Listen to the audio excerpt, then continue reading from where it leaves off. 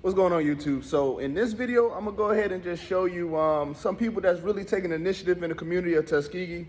I'm not gonna do too much talking, but these gentlemen are gonna do a lot of talking. I even let them interview each other, right? It wasn't just me talking the entire time, so I wanted to give that to you, man. I hope you guys enjoyed the video. I appreciate your guys' love and support, and I'll catch you next video. Peace. Dave, what's going on, man? What's up, my man? Hey, welcome. So, if you didn't know, I know you're new to this channel, so my YouTube channel is about military experience.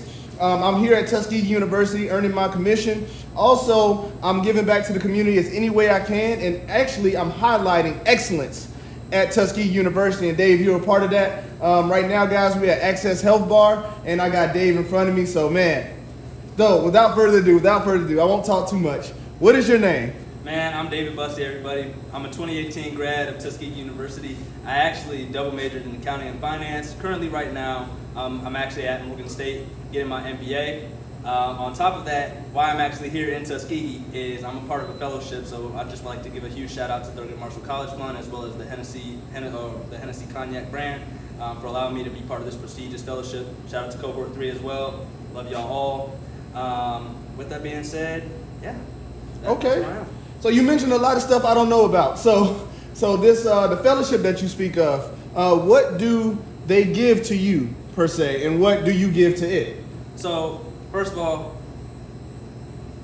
there's a lot of work that goes into it, but what it is, it's a fellowship. It provides us, our tuition scholarships to allow us to go through and get these advanced degrees. It allowed us to, get stipends for our books, things of that nature.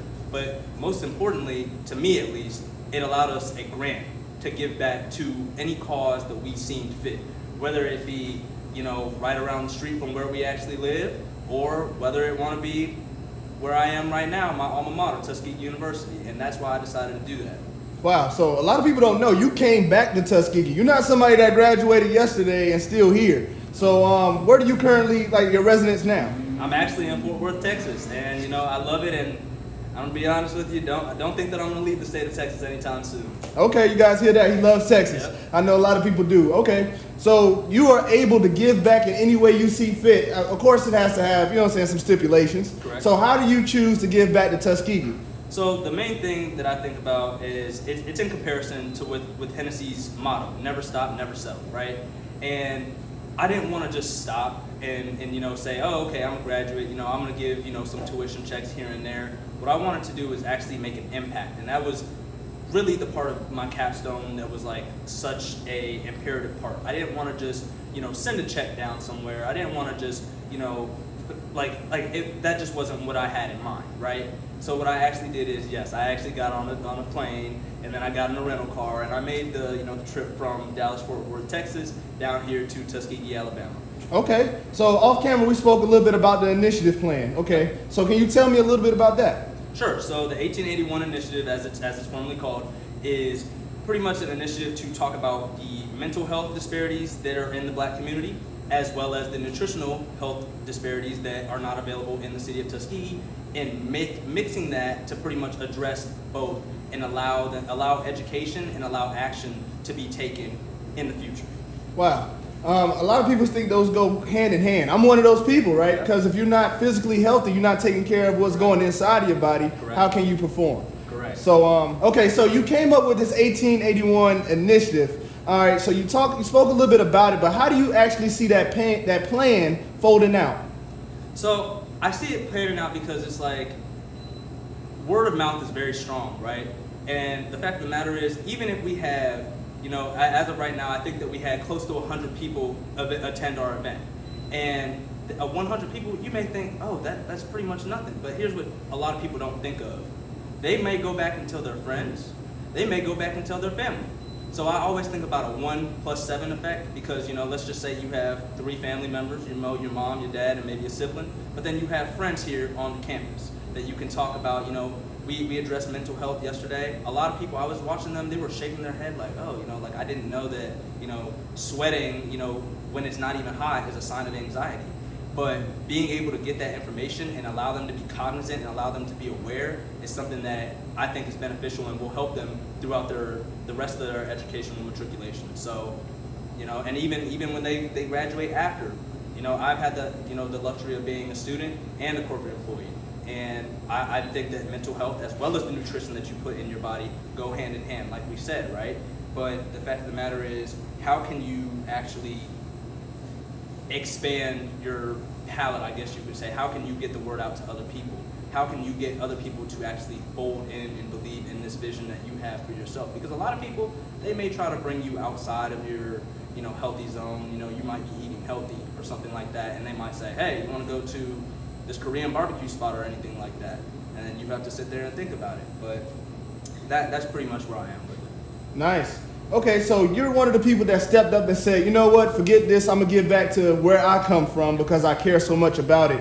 What is some advice that you internally keep in your heart? Like, I hear some people say, you know, keep God first, or hard work pays off, or never be lazy, don't give up. What is something that you've heard or somebody told you when you were young that you kept within?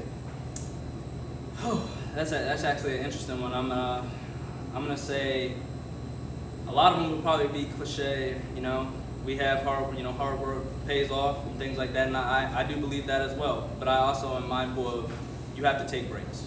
But I would say the thing that most resonates with me right now, honestly, as cliche as it sounds, is never stop, never settle. I could have easily, you know, made this something that was really simple, you know, really just like a check and then facilitate it through Zoom or anything like that.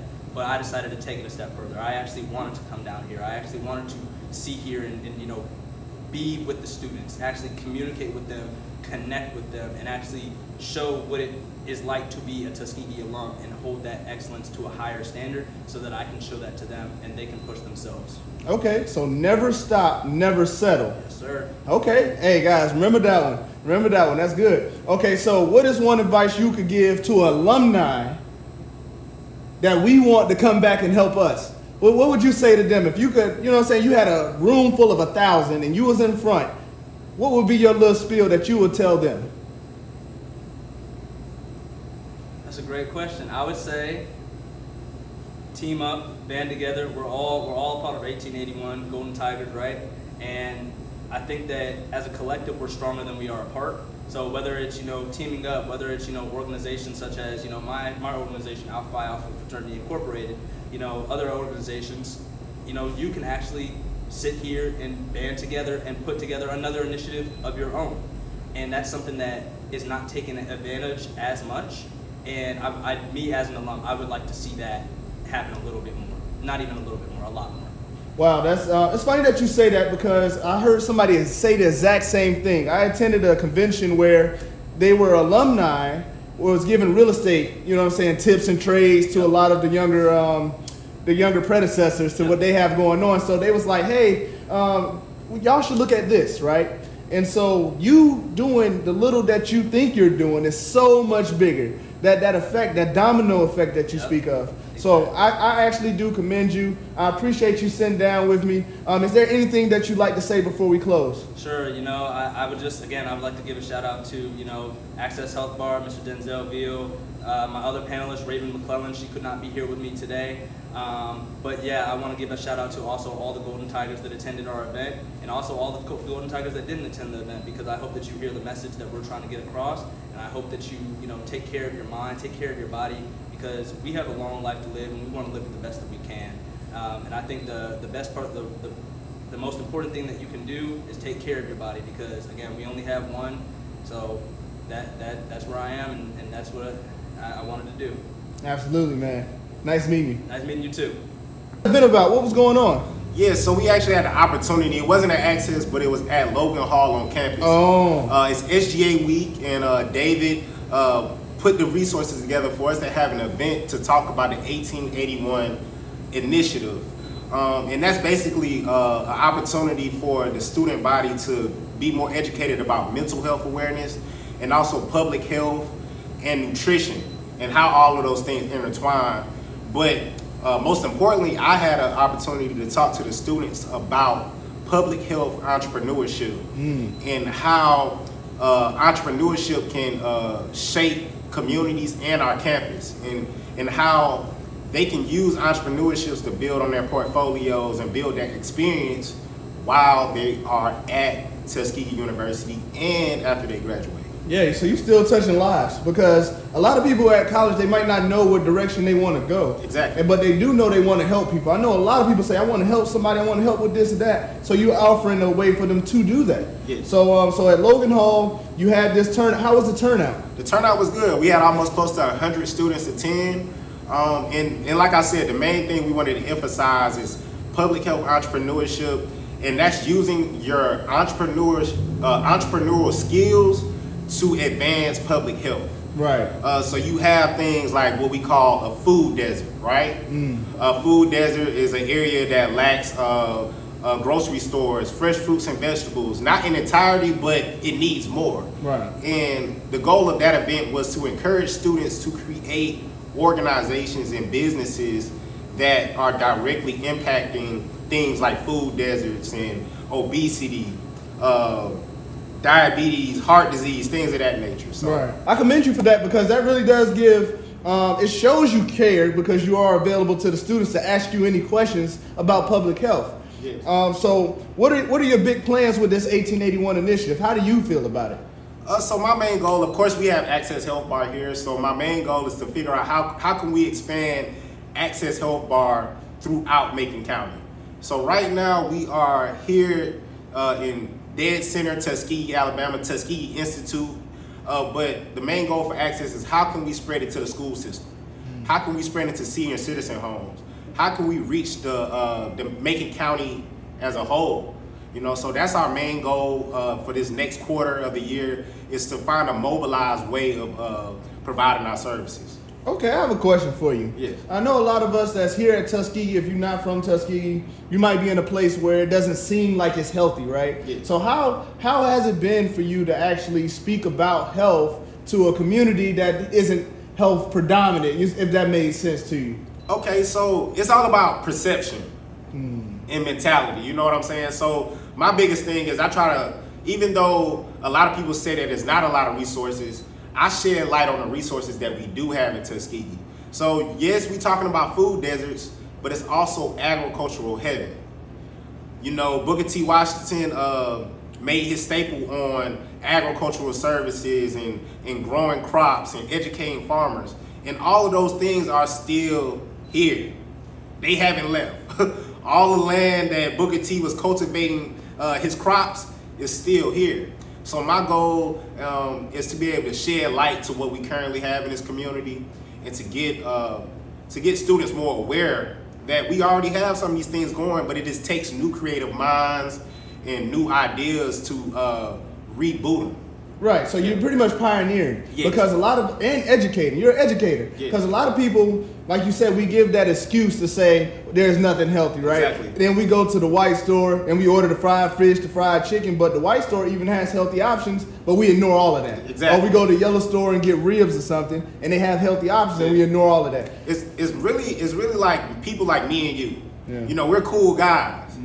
The cool people have to promote fresh fruits and vegetables. Yeah. The cool people have to promote agriculture, and that's what I'm here for, to try to connect to the athletic department, try to connect to pieces on campus that have a lot of influence, and get them more involved in agriculture and promoting fresh options for the people. Definitely, because if you get 50 people to follow something positive, you can get 50 more to follow something positive. And that's what it's all about. That's the goal, man. Yeah, man. So, again, Denzel, man, I really do love doing these interviews with you. So, if you could speak on the capstone. So, you was talking a little bit off camera about the capstone. What is that about, and what did you mean? Okay, so the capstone. So David actually had a capstone for his fellowship, which was the Thurgood Marshall and Hennessy Partnership Fellowship Program he's a part of.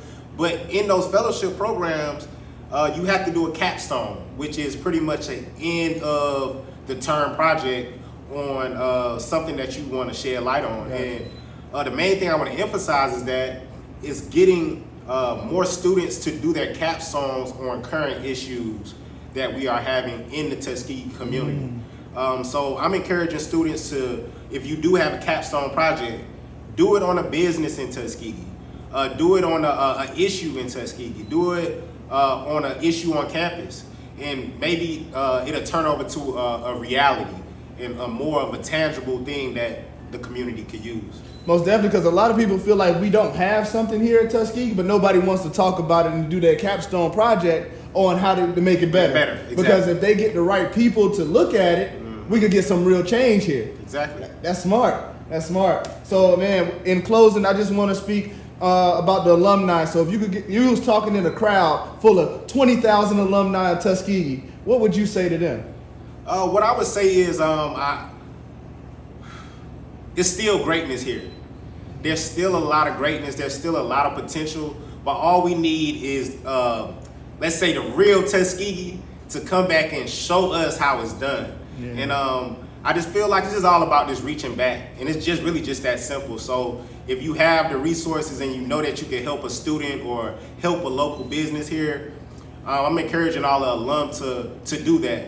Because I know once if I ever leave Tuskegee, or if I ever do leave Tuskegee, I know I will be coming back with some tangible resources for the people here. So, most definitely, man. Just sneak peeking on it. You know, you doing the agriculture and the health. I'm more interested in the housing, and I know somebody else might be more interested in entertainment. So if we get our couple of groups together, Tuskegee will be back blooming again. Hey, man, I think this is the 1881 initiative, man. I think this is something that we can continue growing. Maybe it could be a collective of alum, students, and businesses. Yes, sir. And maybe we can create something great out of that. Yes, sir. Most definitely. So before we cut the camera off and go about our busy days, is there anything you want to say to the people, to the young people watching or the older people watching before we close? Be on the lookout for more from Access. Being a startup business, we go through our ups and downs, twists and turns. But I'm just wanted to let the public know that Access Health Bar has more to come, and I'm excited to still make an impact in the community. And I thank you for all you've done up until this point. Most definitely, man. We appreciate you. Thank you. For sure. Thank you, man. So, man, we put on an event yesterday, Yes, and sir. you know we touched a good amount of people, and then they can touch a good amount of people on top of that, right? But I just wanted to get some reflection points from you on how you feel yesterday went. So I'm just going to ask you first and foremost. I mean, let's talk on the food desert part. You know, let's talk about why I came down here for this. Okay. So, as we know, I won't call Tuskegee a food desert in its entirety because you know we're centered around agriculture. Yep. So I like to call it agricultural heaven.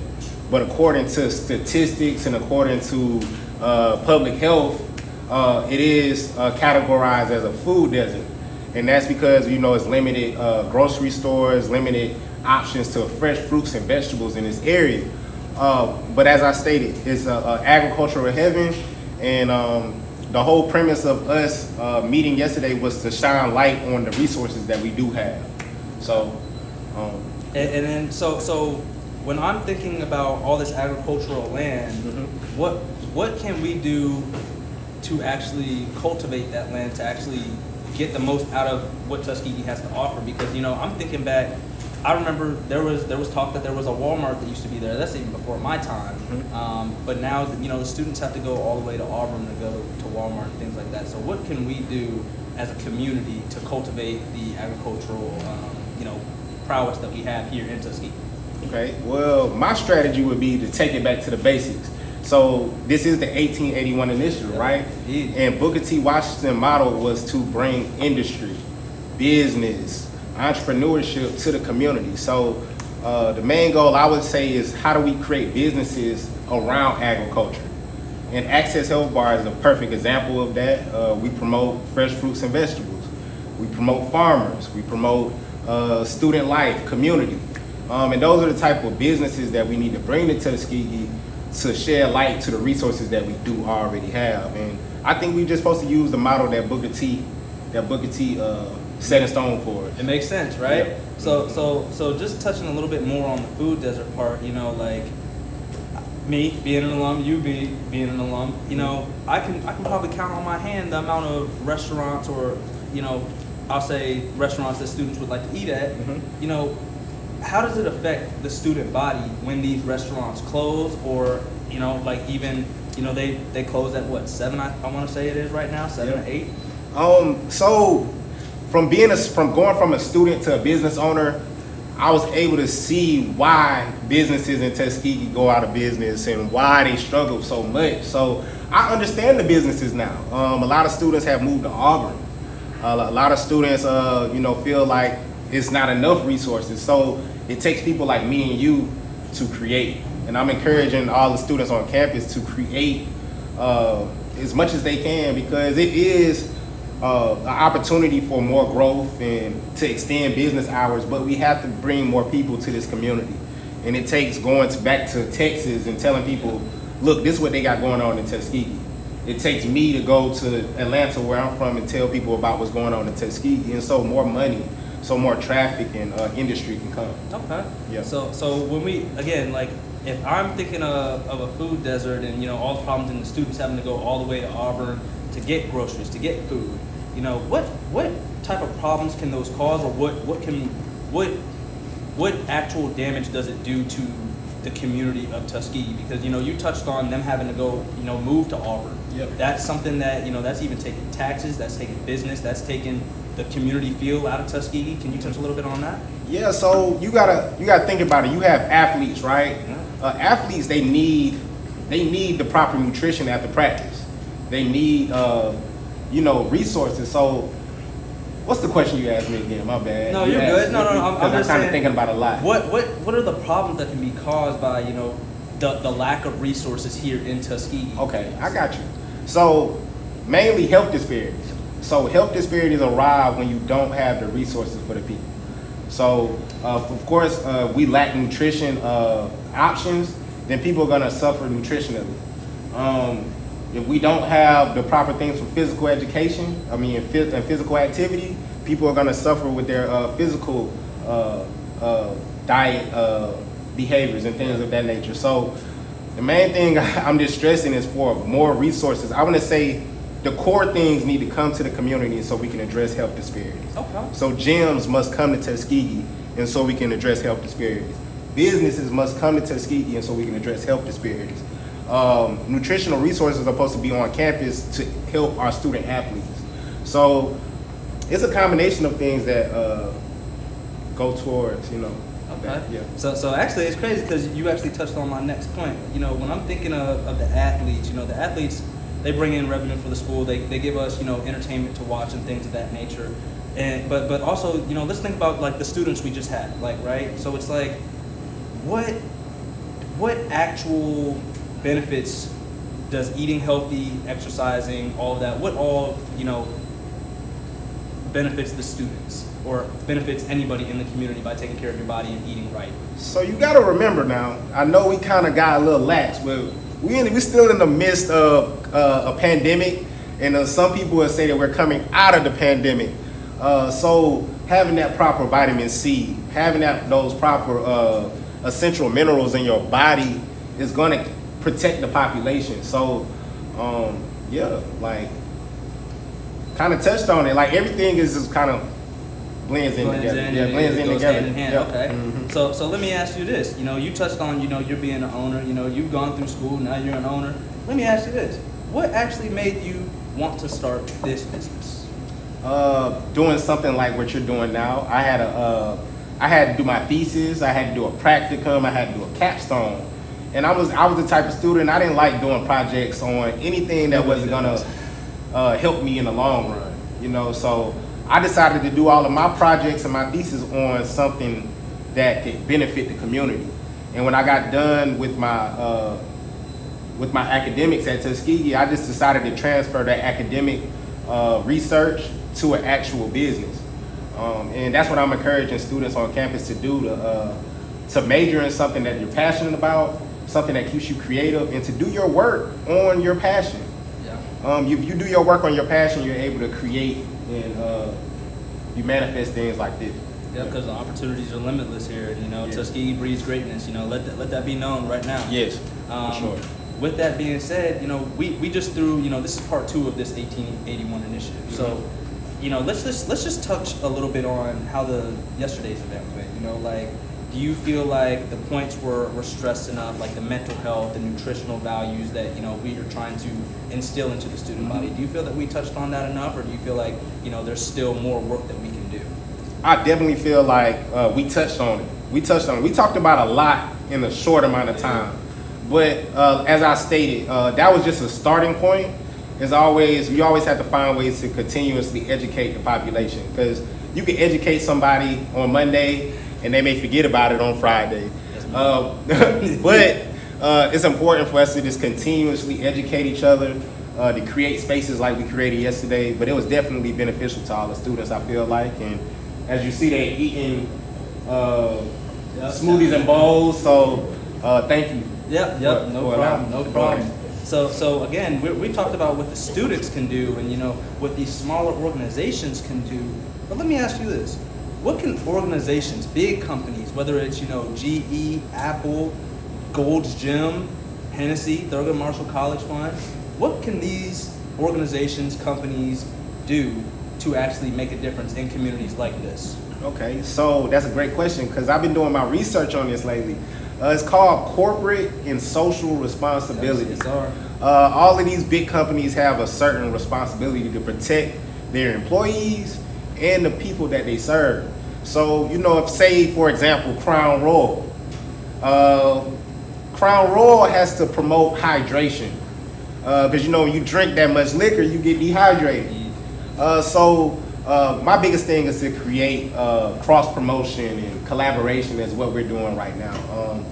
And when we do that, address health issues, and to also find ways to generate more money for those businesses as well. So I feel like it's a certain responsibility that those businesses have to protect the people, and it's up to business owners like me to be able to connect with them and to blend those concepts. Okay. Yeah. So I think that was the last of my questions. I mean, do you have anything else that you want to tell, the people that are going to be watching this, whether it's, the community of Tuskegee, whether it's, the community that's outside of Tuskegee, or whether it's, Thurgood Marshall College Fund or Hennessy? Anything you want to say? I know this was David's capstone, but I feel like it's a great thing for us to continuously do.